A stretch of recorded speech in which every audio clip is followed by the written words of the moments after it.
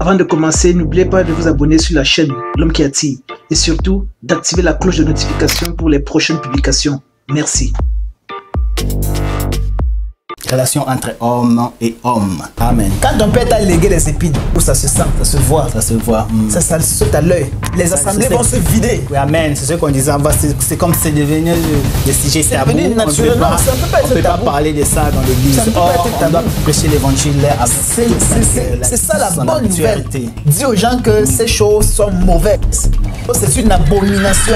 Ces choses même, c'est un sacrilège. On a vu des hommes purs entrer chez toi à cause d'un poste, d'une position, d'une situation là, donner ton derrière et te laisser détruire. Donc tu ne penses même pas à ta vie. Tu ne penses pas à ta vie. Amen. Tu ne penses pas au sacrifice de tes parents. Tu ne penses pas à tout l'espoir que tes parents ont misé sur toi. Amen. Il va maintenant marcher par la tête, il va mettre la tête à terre et puis les pieds seront hauts. C'est comme ça qu'il va marcher dans le sens inverse. Amen. Si Dieu avait détruit Sodome aujourd'hui, la nation d'aujourd'hui sera encore plus rigoureuse que Sodome et Gomorrhe. Chacun rendra compte pour lui-même. Chacun rendra compte pour lui-même. Et comme chacun va donc rendre compte, il ne faudrait pas que ce soit en cet instant-là que les regrets commencent.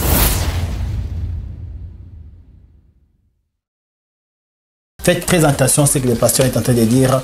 Donc, vous pouvez bien sortir de là, seulement ne fût-ce qu'en paix de volonté, comme le pasteur vient de le dire. Merci beaucoup, pasteur. Continue, papa. Et c'est donc ça, puisque la société aujourd'hui décide de marcher contre le Seigneur. La société décide de marcher aujourd'hui là en allant plutôt contre les voies de Dieu.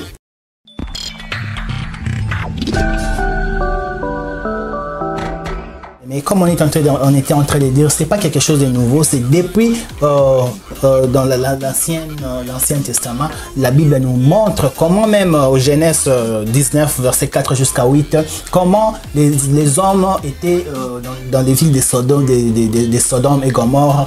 Des Sodome, ils étaient en train de demander les anges pour s'essuyer avec. Et pasteur, continue, papa, continue. Donc c'est ça, si on peut.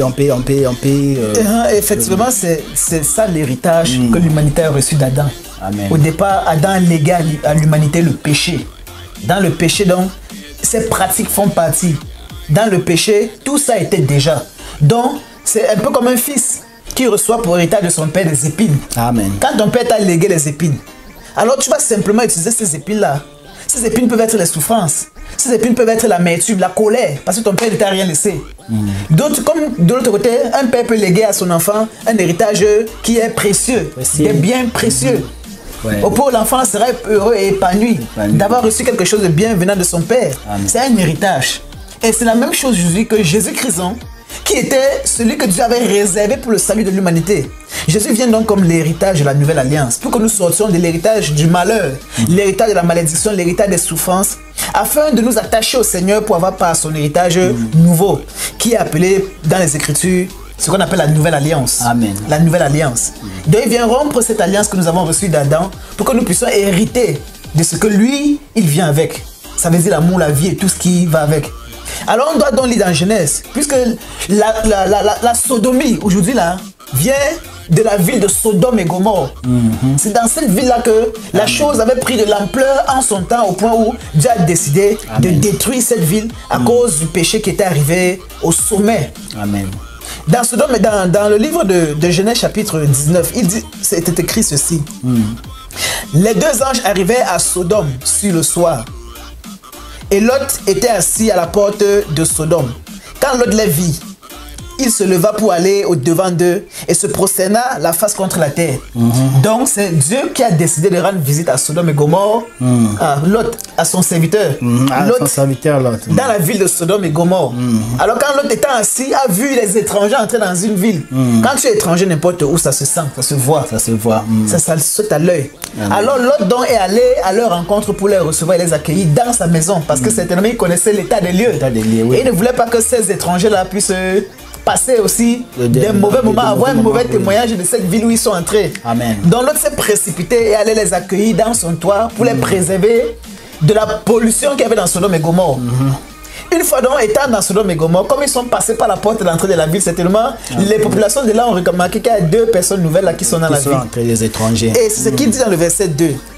Puis il dit, voici mes seigneurs, puisque ces hommes étaient les anges de Dieu. Les anges de Dieu, oui. Ils pouvaient reconnaître en eux une certaine lumière. Des lumières, Ils pouvaient reconnaître en eux une certaine différence. Qu'ils n'étaient pas comme des hommes Amen. naturels. Normal, oui. Oui.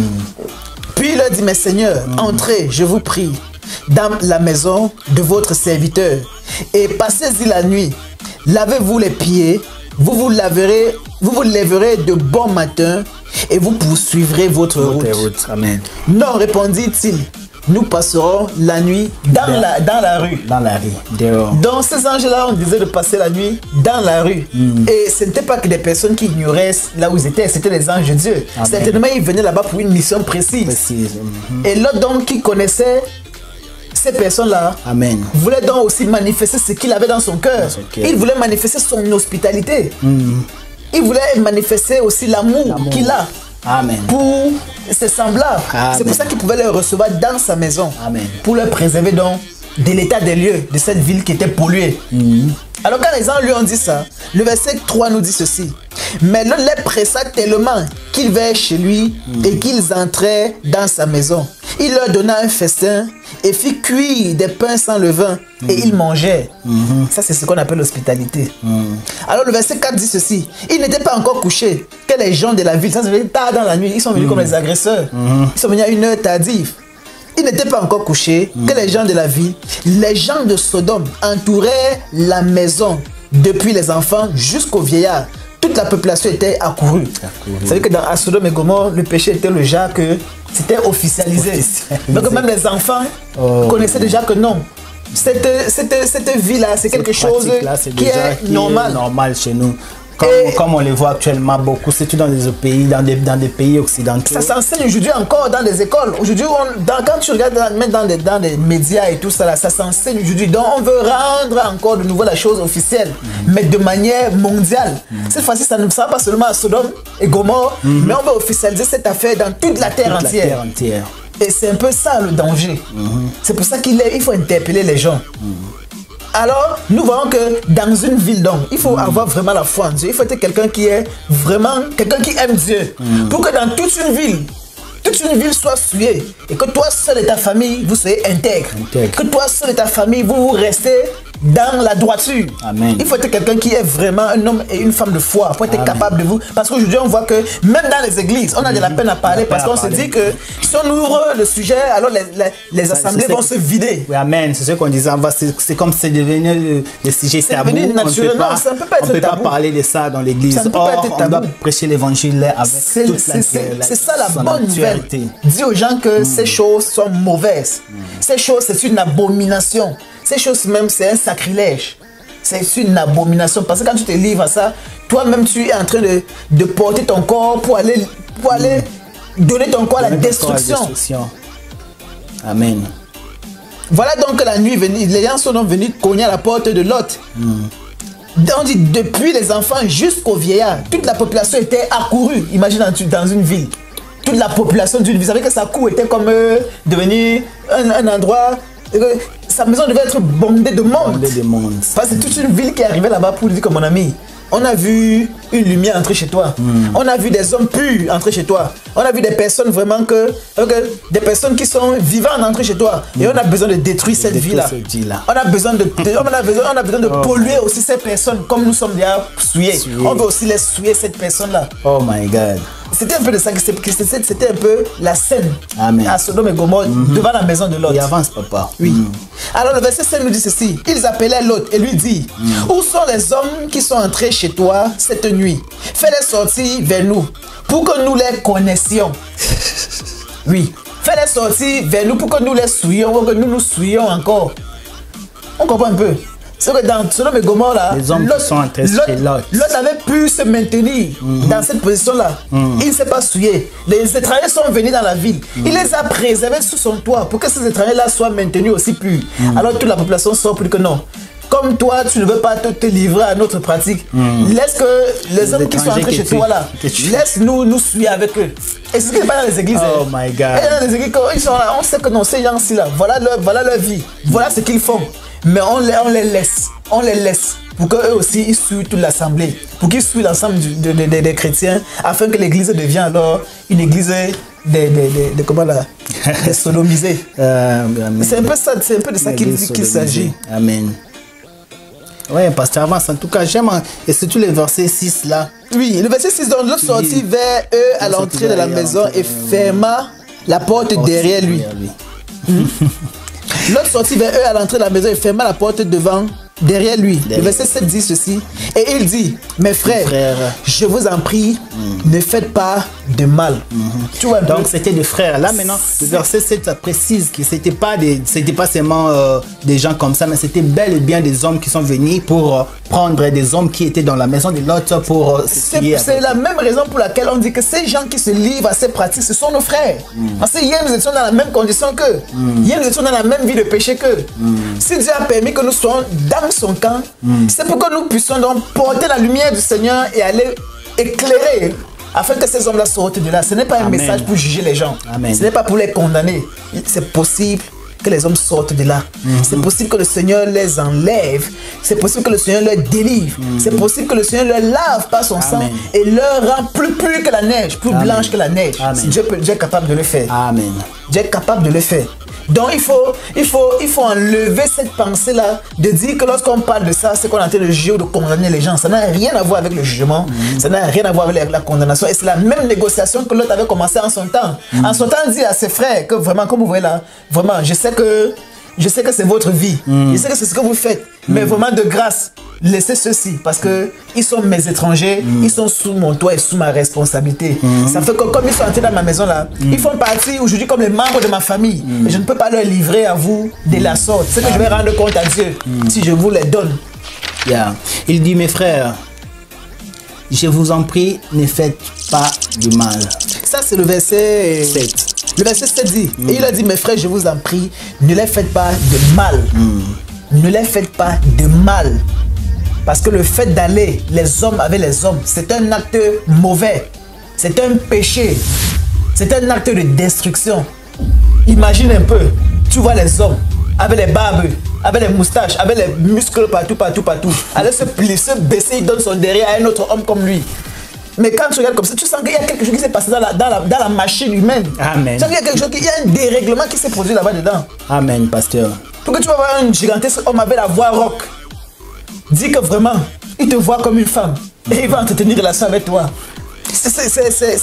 Là, tu penses que c'est l'amitié, c'est une personne seulement qui tu lui plais comme ça, comme ami. Or, il a des contrats, il a des conditions, ils sont dans les loges, ils sont dans les trucs démoniaques. Et on les a enseignés dans ces milieux que voilà ce qu'il faut faire pour avoir de la puissance.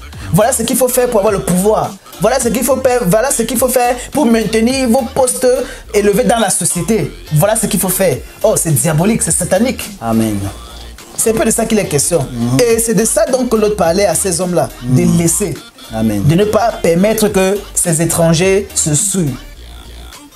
Donc c'est un peu la scène, le scénario qui s'est produit. Et ce n'est pas nouveau, ça se vit encore aujourd'hui. Aujourd'hui, je peux voir dans une entreprise, quelqu'un a passé toute sa vie à aller à l'école, à accumuler les diplômes, à se battre nuit et jour pour travailler dur et réussir. Quand aujourd'hui là, il est peut-être au stade où il va aller demander du travail dans une entreprise, il va aller quelque part pour postuler, on lui donne les conditions qu'il faut d'abord qu'il soit parrainé par quelqu'un. Et son parrain là doit d'abord lui passer le derrière, par le derrière, afin que le poste soit attribué. C'est la malchance. C'est la malchance. Tu seras maudit parce que tout le sacrifice que tu as pu passer à étudier, à avoir les diplômes, à avoir la connaissance, à acquérir des choses, à acquérir des notions dans la vie. Toutes ces choses, toi-même, tu prends pour mettre dans la poubelle et tu acceptes à cause d'un poste, d'une position, d'une situation là, donner ton derrière et te laisser détruire. Donc tu ne penses même pas à ta vie. Tu ne penses pas à ta vie. Amen. Tu ne penses pas au sacrifice de tes parents. Tu ne penses pas à tout l'espoir que tes parents misaient sur toi. Pour que tu sois un enfant qui va honorer une famille. Amen. Alors tu vas te livrer là parce que tu as voulu réussir dans la vie. Et puis il faut voir comment ils étaient encore un peu plus méchants. Au verset 8. Au verset 8, ils sont toujours là en train d'insister. Voici, et l'autre là, c'est l'autre qui est en train de dire maintenant. Oui, l'autre il dit dans verset 8, voici j'ai 2 filles qui n'ont point connu d'homme. Dans Genèse, c'est ça? Genèse chapitre 19, verset 8, oui. Voici j'ai 2 filles qui n'ont point connu d'homme. Je vous les amène dehors et vous leur ferez ce qu'il vous plaira.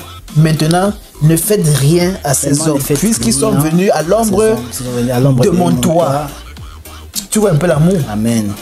Donc il préfère livrer ses filles. Il préfère donner ses filles. Parce que lui il savait que même si vous couchez mes filles, là c'est au moins une pratique normale. Même si mes filles se suivent avec vous, de la bonne manière, vraiment ce serait une pratique normale que d'aller pratiquer ces choses-là sur des étrangers qui sont vos semblables. Tu vois un peu l'amour qu'il avait. Wow. Pour leur faire comprendre que voilà comment est-ce que Dieu a fait la vie, voilà comment est-ce que Dieu a réglementé la chose dans notre société humaine. Et vous voulez que les choses se passent de manière contraire, de manière renversée. C'est comme si Dieu a fait que l'homme va marcher debout. À un moment donné, tellement l'homme a été fou des choses qui décident que non. Il va maintenant marcher par la tête, il va mettre la tête à terre et puis les pieds seront en haut. C'est comme ça qu'il va marcher dans le sens inverse. Amen. C'est un peu comme ça que ça se passe. Oh my God. Et le verset 9, ça nous dit là, ils durèrent. Retire-toi, ils durèrent encore. Celui-ci est venu comme étranger et il veut faire le juge. Eh bien, nous te ferons pire qu'à eux. Et pressant l'autre avec violence, ils s'avançaient pour briser la porte. Tu vois un peu.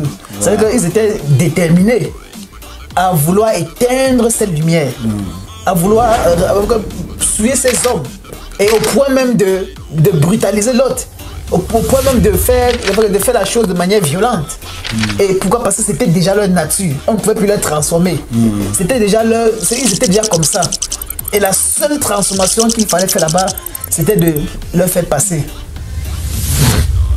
Ah, de le faire passer. Mais j'aime le parti qui dit, si tu descends juste par là-bas, il dit, comme Dieu est multisystème, il les avait frappés d'aveuglement et puis les gens, les étrangers sont sortis. Ils étaient sortis.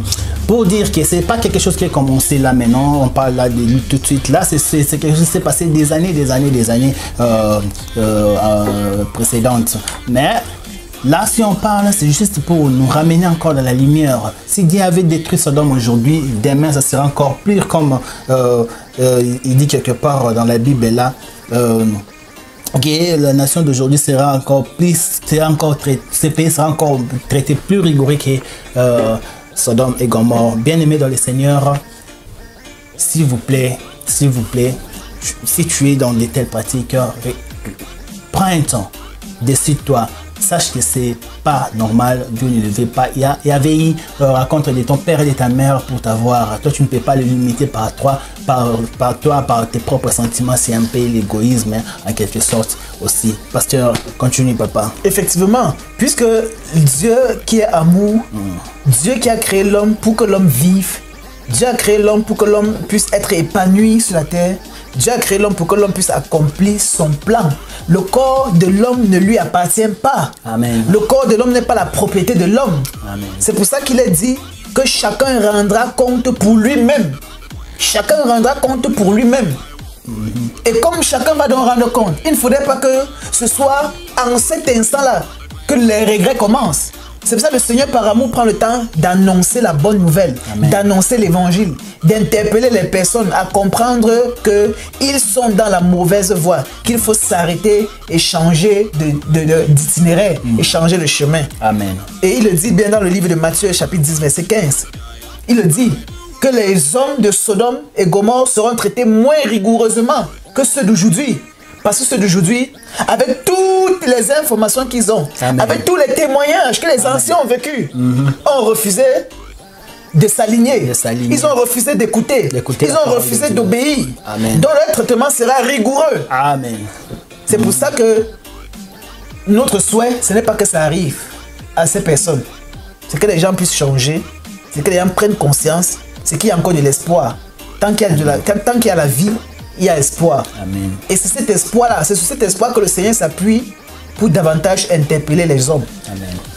Merci beaucoup, merci pasteur. C'est le pasteur Serge Kémalé, je répète encore, c'est l'homme de Dieu. Que le Seigneur nous bénisse toujours avec lui.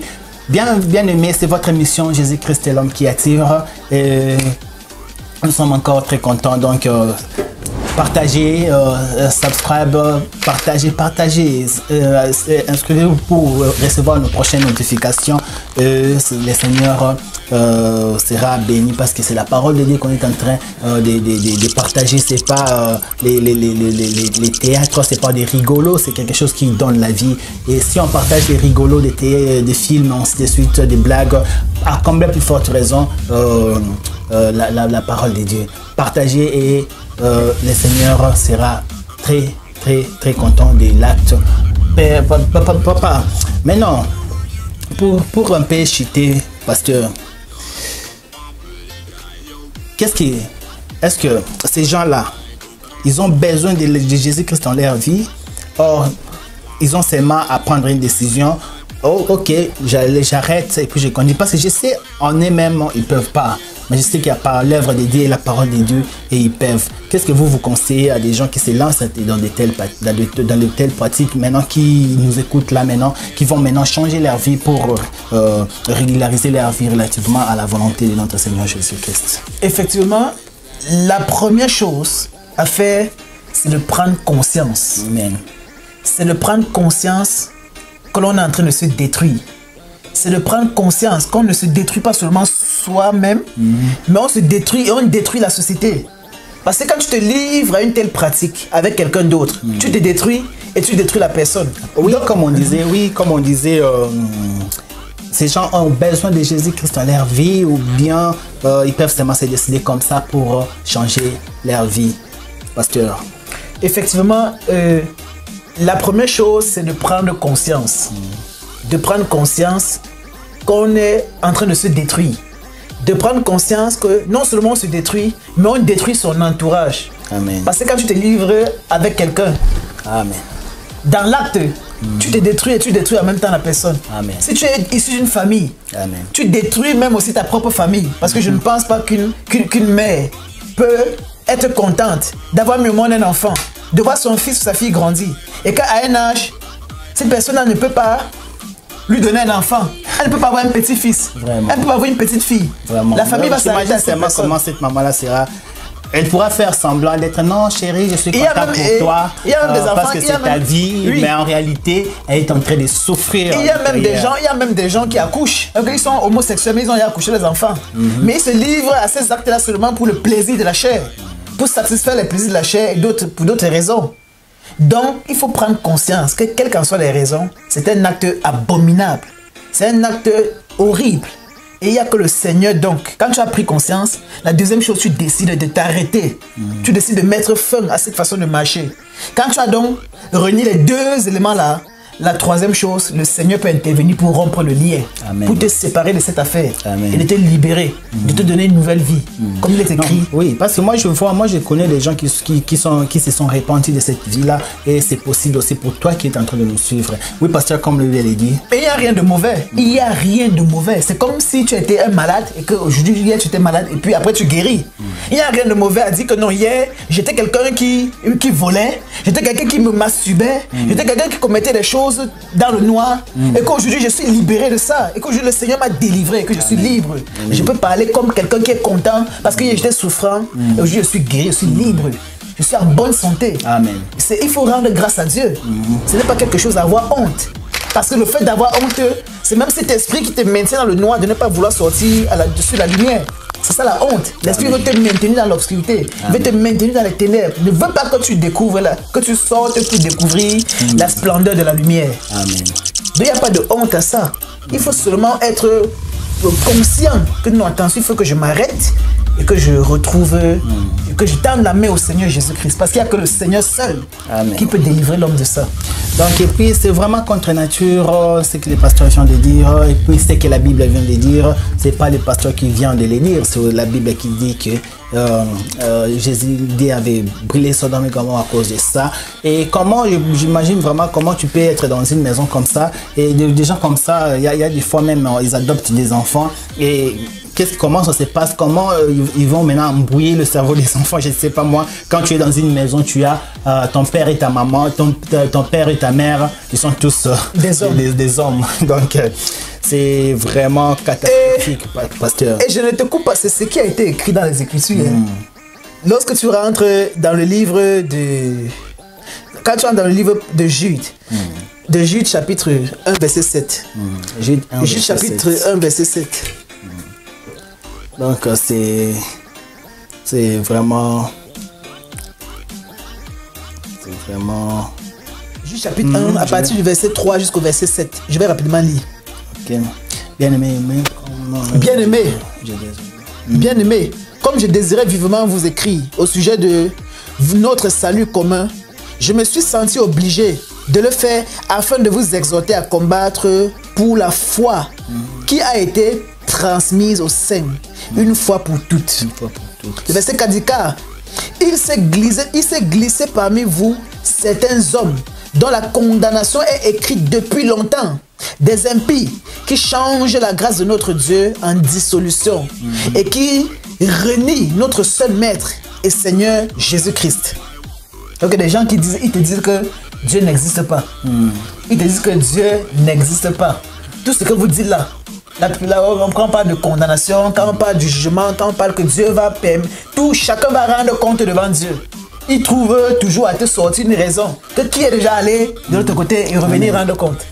Donc on justifie sa position, on justifie le mal qu'on commet en demandant que non, qui est déjà allé voir ce qui se passe de l'autre côté et venir rendre compte. Amen. Le verset 5 dit donc que je vais vous rappeler, à vous qui avez fort bien toutes... Je vais vous rappeler, à vous qui savez fort bien toutes ces choses, que le Seigneur, après avoir sauvé le peuple et l'avoir tiré du pays d'Égypte, fit ensuite périr les incrédules. Les incrédules. Après avoir sauvé, Dieu a fait périr les incrédules, ceux qui ne croyaient pas. Le verset 7 dit donc, 6 dit, qu'il a réservé pour le jugement du grand jour, enchaîné éternellement parmi les ténèbres, les anges qui n'ont pas gardé leur dignité, mais qui ont abandonné leur propre demeure. Il a réservé un endroit aussi pour les anges déchus. Les anges déchus, ce sont ces esprits qui incarnent les hommes sur la terre. Amen. Et les amènent aussi à se livrer à la débauche. Amen. Les amènent à se livrer à l'abomination. Les amènent à se livrer à tout genre de dérèglement. Ce sont ces anges-là que Dieu aussi a réservé un jour pour eux. Un jour, il va les enchaîner. Amen. Alors, il dit par la suite quoi? Que Sodome et Gomorrhe et les villes voisines qui se livraient comme eux à l'impudicité et à des vices contre nature sont donnés en exemple, subissant la peine d'un feu éternel. Subissant la peine d'un feu éternel. Comme pour dire quoi? Des gens qui s'engagent à cause de leur position d'hommes déréglés, décident que non, ils vont se mettre en couple. Mais dans leur vie de dérèglement, ils prennent donc des enfants pour mettre au milieu d'eux et éduquer ces enfants comme parents. Au point où un enfant donc se retrouve aujourd'hui à avoir un père comme père et avoir un autre père comme mère. Oui. Un enfant se retrouve aujourd'hui en train d'avoir un père comme père et avoir un autre père comme mère. Amen.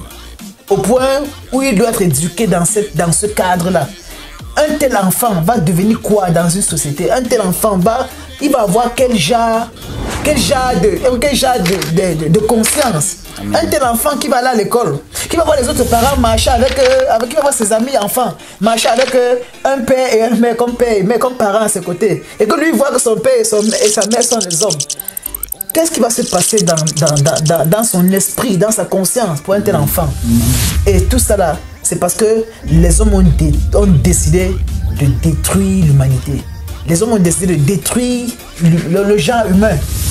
Et ça ne peut pas être donc Et ça ne peut pas être quelque chose à généraliser, Amen. à permettre que nous soyons dans une société où on va accepter, où on va Amen. permettre que non, cela soit aussi dans notre cadre, dans notre vie, dans nos maisons.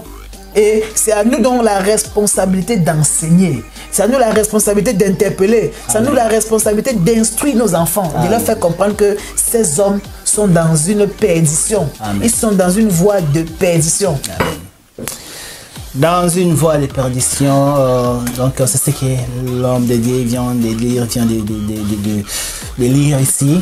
Bien aimé le Seigneur, nous sommes à la fin de notre émission, disons, Jésus-Christ, l'homme qui attire. On était en train de parler sur la vie entre hommes et hommes. Franchement, on n'est pas en train de vous condamner, vous qui êtes dans ces pratiques-là, mais seulement on est en train de vous relater que ce n'est pas bien, vous êtes dans l'obligation de changer parce que ce n'est pas bien, c'est pas ce que Dieu nous a recommandé de faire. Et puis une chose, il faut savoir que votre vie ne t'appartient pas à la vie, c'est la vie de notre Seigneur Jésus-Christ. Si tu gardes encore en vie, c'est juste pour voir des vidéos comme ça, pour que tu te ramènes, que ça te ramène à la raison. Merci, c'était votre émission Jésus-Christ, l'homme qui attire, avec le pasteur Serge Kemalé et moi, frère Pat Aonochiswaka. Pasteur, je ne sais pas si vous avez quelque chose à ajouter là-dessus. Oui, vraiment, merci que vous ayez passé le temps à nous écouter. Et nous croyons que le Seigneur permettra aux uns et aux autres d'avoir vraiment une compréhension simple, d'avoir une prise de conscience normale. Ce n'est pas dans l'esprit de critique, ce n'est pas dans l'esprit de condamnation, parce que nous ne sommes que des simples hommes. Et on n'a pas de personne, aucun homme n'a le pouvoir de condamner l'autre homme. Puisque nous tous, nous étions de la même nature. Nous étions des hommes aussi nous sommes des hommes vivant la même vie. C'est juste que Dieu a fait grâce Amen. de comprendre certaines choses. Dieu a fait grâce de nous retrouver sur son chemin. C'est pour ça que nous pouvons aussi interpeller nos frères. Nous pouvons interpeller ces gens-là, de prendre aussi conscience et de sortir de cette vie avant qu'il ne se fasse trop tard. Donc c'est juste une interpellation, c'est un message vraiment d'interpellation, et nous croyons que le Seigneur permettra que ça ne tombe pas dans les oreilles des sourds. Et vraiment merci infiniment pour tout. Merci beaucoup, merci beaucoup de prendre encore ces moments pour écouter votre émission Jésus-Christ, l'homme qui attire. Je crois qu'on va se retrouver prochainement avec notre prochaine édition. N'oubliez pas de subscribe, de notifier notre le bouton de notification afin que prochainement vous pouvez recevoir nos émissions dans l'avenir. Merci beaucoup, c'était Jésus-Christ, l'homme qui attire, le frère Pat et le pasteur Serge Kemalé. Sois béni, que le Seigneur nous bénisse. On se revoit prochainement dans notre prochaine édition, prochaine vidéo. Merci beaucoup. Bye. Bye bye.